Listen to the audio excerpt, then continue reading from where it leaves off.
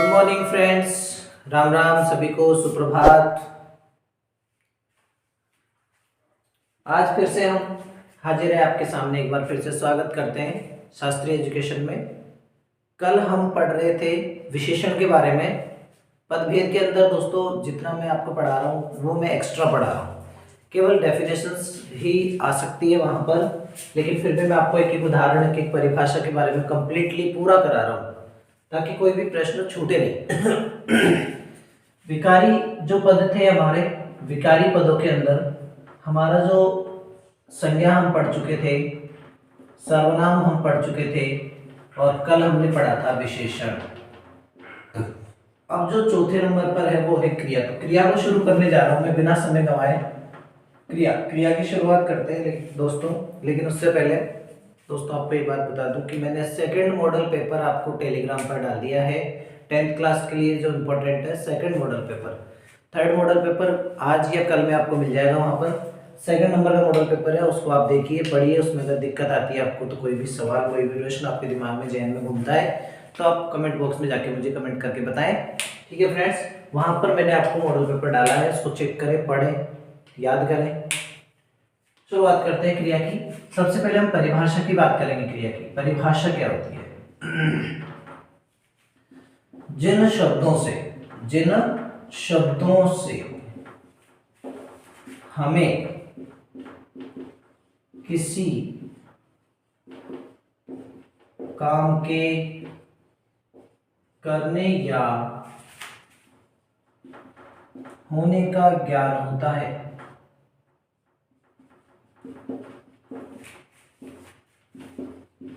उन्हें क्या कहते हैं? उन्हें क्रिया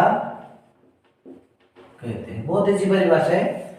जिन शब्दों के द्वारा हमें किसी काम के करने या होने का ज्ञान होता है, उन्हें हम क्रिया के नाम से जानते हैं। यदि हम बात करेंगे क्रिया के भेदों की सामान्यतः, जैसे आपकी मैं उदाहरण बता दूं यहाँ पर एक बार पहले आपको। खाना, पीना,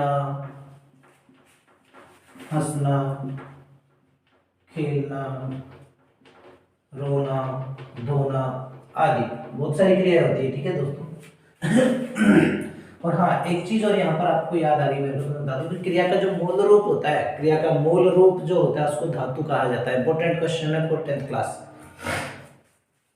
very important question for 10th class. क्रिया के मूल रूप को डॉट डॉट डॉट या रिक्त स्थान कहते हैं, या क्रिया के मूल रूप को क्या कहते हैं? ठीक है, ये क्रिया का मूल रूप कहलाता है। किसी भी तरह से प्रश्न आ सकता है। ये आपके हो गए क्रिया के उदाहरण, ये सब के सब क्रियाएं हैं।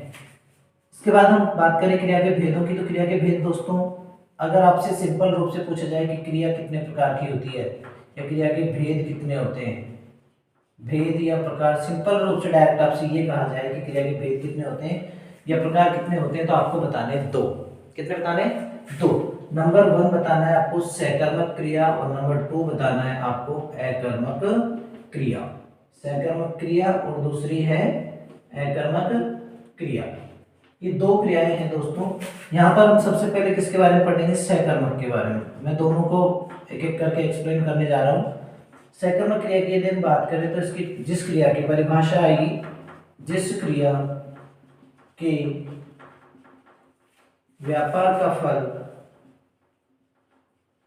कर्म पर पड़ता है, किस पर पड़ता है?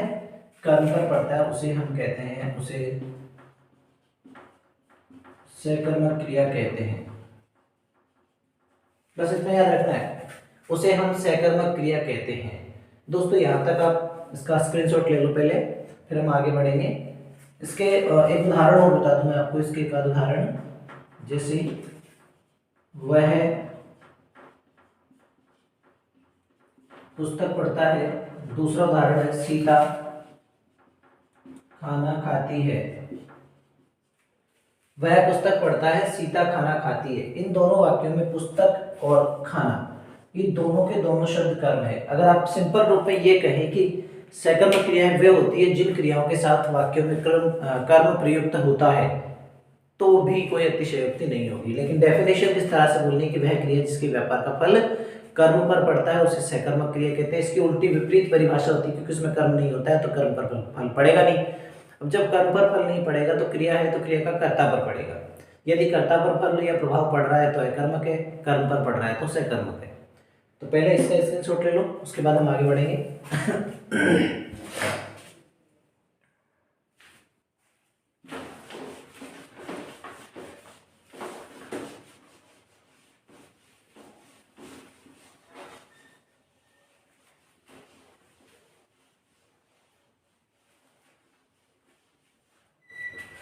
ठीक है दोस्तों, सकर्मक क्रिया के बारे में हम पढ़ रहे हैं। सकर्मक क्रिया परिभाषा की बात हमने कर ली, उदाहरणों की बात कर ली, लेकिन कुछ भेद भी किए जाते हैं इसके।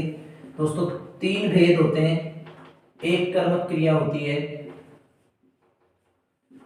दूसरी द्विकर्मक क्रिया होती है, द्विकर्मक क्रिया, और तीसरी होती है अपूर्ण सकर्मक क्रिया। यहां पर इनकी डेफिनेशन आपको याद करने की जरूरत नहीं है, मैं फिर भी आपको सिंपल रूप में बता देता हूं डायरेक्टली वैसे ही। वे क्रियाएं जिनके साथ एक कर्म प्रयुक्त होता है एक कर्मक क्रिया कहलाती है। जिन क्रियाओं के साथ 2 कर्म प्रयुक्त होते हैं उन्हें द्विकर्मक क्रिया कहते हैं। और अपूर्ण सकर्मक क्रिया वे होती है कि वे क्रियाएं जो अपना अर्थ प्रकट करने के लिए, जिन क्रियाओं के साथ अपना अर्थ प्रकट करने के लिए कर्म से संबंधित पूरक शब्द की आवश्यकता होती है, वे क्रियाएं आपकी कहलाएगी अपूर्ण सकर्मक क्रिया। कौन सी कहलाएगी? अपूर्ण सकर्मक क्रिया। दूसरे जो नंबर पर आपकी क्रिया थी वो थी अकर्मक क्रिया। किस कौन सी क्रिया थी? अकर्मक क्रिया।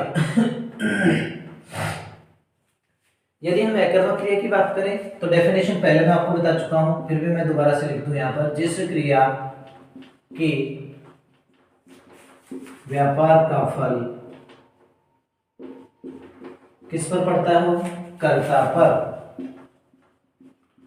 पड़ता है, उसे हम कहते हैं, उसे अकर्मक क्रिया कहते हैं। अकर्मक क्रिया कहते हैं ऐसी क्रियाएं जिनके साथ कर्म प्रयुक्त नहीं हो, अकर्मक क्रिया कहलाती है। लेकिन डेफिनेशन में आपको इस तरह से बोलना है, वो समझने के लिए आप यूज कर सकते हो कि ऐसी क्रियाएं जिनमें कर्म प्रयुक्त नहीं होता है, जिनके साथ कर्म प्रयोग नहीं किया जाता है, उन्हें अकर्मक क्रिया कहते हैं। लेकिन परिभाषा में आपको बोलना पड़ेगा कि जिस क्रिया के व्यापार का फल कर्ता पर पड़ता है उसे अकर्मक क्रिया कहते हैं। उदाहरणों की यदि हम बात करें, तो देखिए राधा रो रही है, ये आपकी अकर्मक क्रिया है क्योंकि इसमें कर्म नहीं है, ये आपका कर्ता है, ये क्रिया है, इसलिए इसमें नहीं है। राजू खेल रहा है, घोड़ा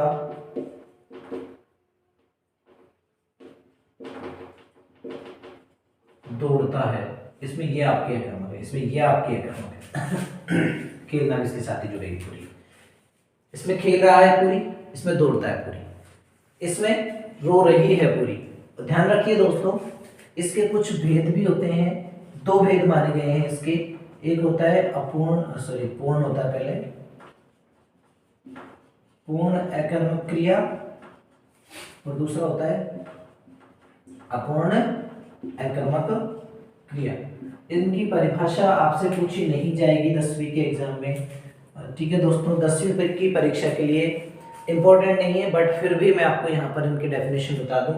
पूर्ण अकर्मक क्रिया वे होती है जिन क्रियाओं को अपना अर्थ प्रकट करने के लिए अन्य शब्दों की आवश्यकता नहीं होती है या पूरक शब्दों की आवश्यकता नहीं होती है, उन्हें पूर्ण अकर्मक क्रिया कहते हैं। और वे क्रियाएं जिन्हें अपना अर्थ प्रकट करने के लिए, ध्यान रखिएगा ऊपर वाली जो ये वाली थी, इसमें कर्म से संबंधित पूरक शब्द था, लेकिन इसमें तो कर्म होता ही नहीं है, तो यहाँ पर कर्ता से संबंधित पूरक शब्द आएगा। कौन सा?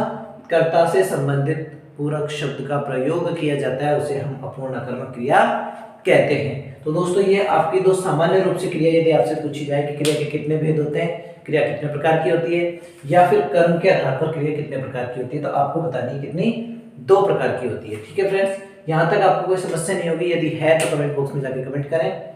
यहाँ तक का आप स्क्रीनशॉट ले सकते हैं। इसके आगे बढ़ेंगे फिर।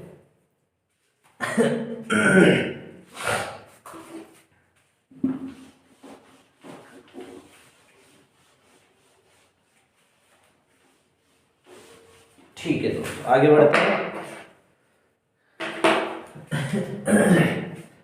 अभी हमने क्रिया के भेद पढ़े। सामान्य रूप से कह लो आप, या फिर कर्म के आधार पर कह लो।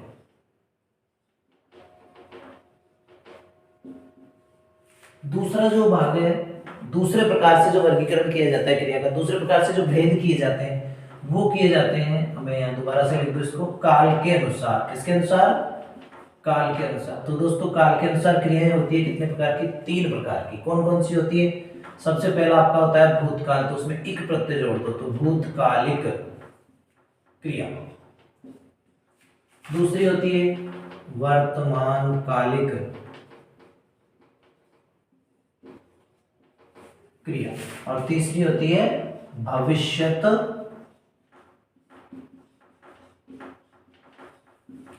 कालिक क्रिया।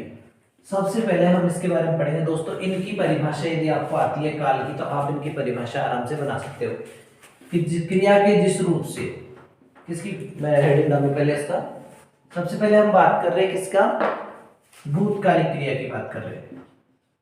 भूतकालिक क्रिया जिस क्रिया के जिस रूप से, क्रिया के जिस रूप से हमें कार्य का कौन से काल में? भूतकाल में होना पाया जाए, भूतकालिक क्रिया कहलाती है। भूतकालिक क्रिया कहलाती है। बस इतना ही है दोस्तों, कुछ भी नहीं है इसके अंदर ज्यादा। क्रिया के जिस रूप से कार्य का भूतकाल में होना पाया जाए उसे हम क्या कहते हैं? भूतकालिक क्रिया कहते हैं। उदाहरणों की बात करें तो भूतकाल में जितने भी उदाहरण आते हैं वहां से कोई भी उदाहरण उठा करके आप यहाँ लिख सकते हो। वह खाना खा रहा था, उसने पुस्तक पढ़ ली, दोनों में आपके भूतकाल है। तो आपकी ये जो क्रियाएं हैं ना, ये जो क्रियाएं हैं जिनको मैंने गोले के अंदर बंद कर दिया, ये आपकी कौन सी क्रिया है? भूतकालिक क्रिया है। कौन सी क्रिया है? भूतकालिक क्रिया है। दूसरी हमारी है वर्तमानकालिक क्रिया। तो दूसरा वर्तमानकालिक क्रिया के बारे में पढ़ते हैं। वर्तमानकालिक क्रिया, क्रिया के जिस रूप से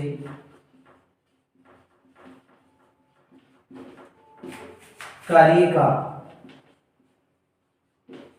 चल रहे समय में होना पाया जाए, समय में होना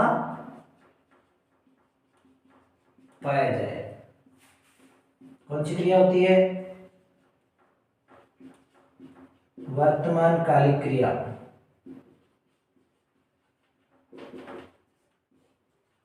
कहलाती है। क्रिया के जिस रूप से कार्य का चल रहे समय में होना यदि पाया जाता है तो उसे हम कहते हैं वर्तमानकालिक क्रिया। यदि बीते हुए समय में होना पाया जाता है या भूतकाल में होना पाया जाता है तो हम उसे कहते हैं भूतकालिक क्रिया। भूतकालिक क्रिया के भूतकाल में भूतकाल के जितने भी उदाहरण है वहां से उठा करके कोई सा भी उदाहरण यहाँ पर आप चिपका दो। That's right. फिर आगे बढ़ते हैं। तो वर्तमान काल में वर्तमानकालिक क्रिया की बात करें हम तो क्रिया के जिस रूप से हमें कार्य का कौन से चल रहे समय में या वर्तमान समय में होना पाया जाए उसे हम वर्तमानकालिक क्रिया कहते हैं। वर्तमान काल के जितने भी उदाहरण है वहां से कोई सा भी उदाहरण उठा के या टेक दो। ठीक है दोस्तों, कोई समस्या नहीं है। यहां तक यदि आपको कोई समस्या है तो पूछिए, अन्यथा इसका स्क्रीनशॉट लेकर आगे बढ़ते हैं।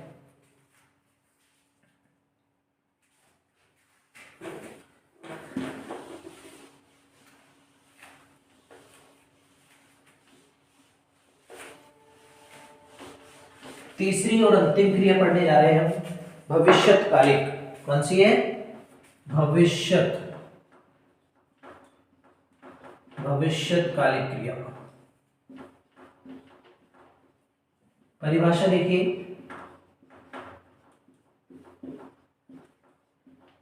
क्रिया के जिस रूप से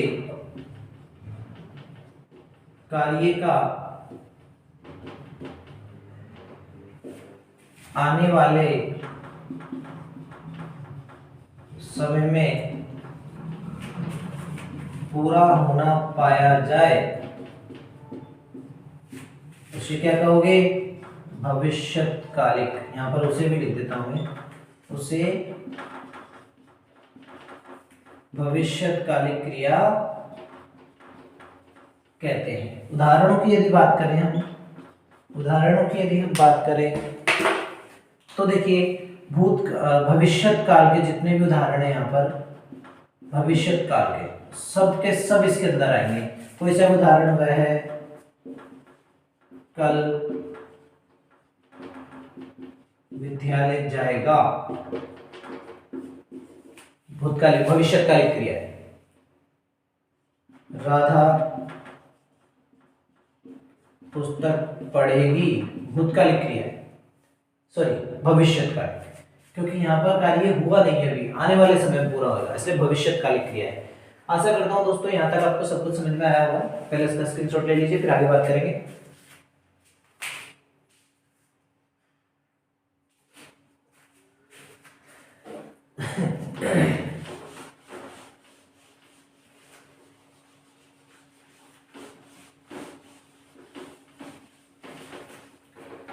ठीक है दोस्तों, आज हम इतना ही पढ़ेंगे।